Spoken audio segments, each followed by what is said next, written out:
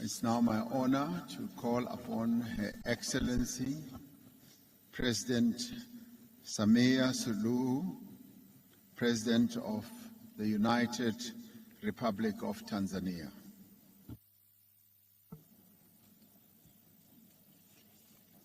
Your Excellency Cyril Ramaphosa, President of the Republic of South Africa, heads of state and government of Brics member states, fellow heads of states and governments of the African Union member countries, ladies and gentlemen, it is both a pleasure and an honor to join you in this beautiful city of Johannesburg for the 15th Brics Summit.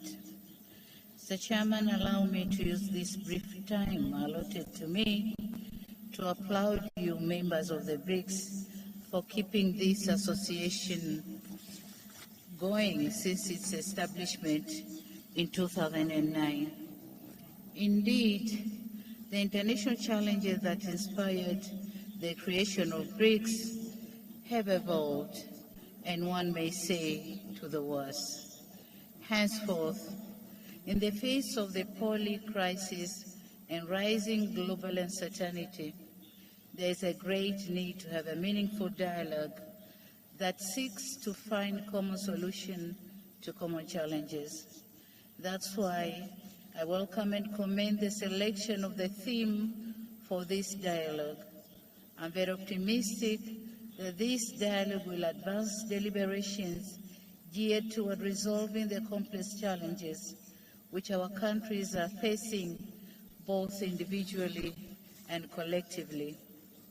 Excellencies, one aspect which I personally consider critical in the course of the dialogue is the call to redouble efforts and take concrete actions to address the North-South divide so as to deepen strategic, financial, trade, investment, and economic partnerships based on a just international economic order.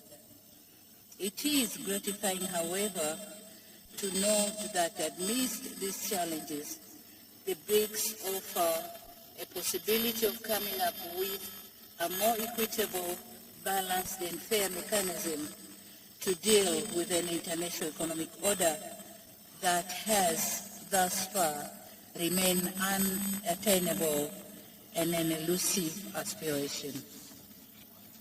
It is on these grounds that Brics African Partnership needs to focus on unlocking potential opportunities on the continent towards realization of both Agenda 2063 and the Sustainable Development Goals, which includes the operationalization of African Free Trade Area. Forging ahead, Tanzania envisages the Brics African Partnership that supports African endeavors in promoting and strengthening regional value chains, and furthermore, partnership that can promote or help African producers to be able to gain access to broader export markets. Excellencies, the second issue which I wish to underscore is the continued relevance and the validity of multilateralism. I note with satisfaction that this has been captured in the theme of this summit. Indeed, multilateralism stands as the major tool in addressing most of global geopolitical challenges. And in this regard, as we convene in multilateral fora such as this one, we should not lessen our efforts to strengthen the United Nations. At its 78th years of existence, it remains the sole body with universal membership. And so, Tanzania, at this point, would wish to reiterate this in the strongest voice on the need to reform the UN Security Council to make it fairly representative, effective, and reflective of the current geopolitical realities. Excellencies, ladies and gentlemen, as I conclude, I would wish to commend the Republic of South Africa for the excellent hosting of this summit.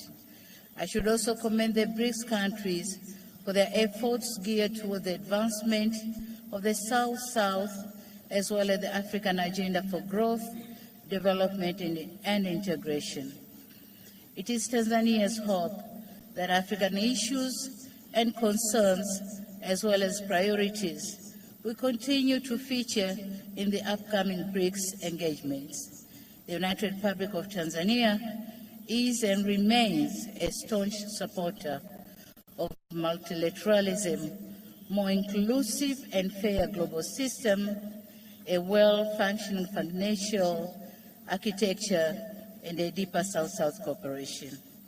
This regard to remain a true friend and partner of Brics in all its interventions.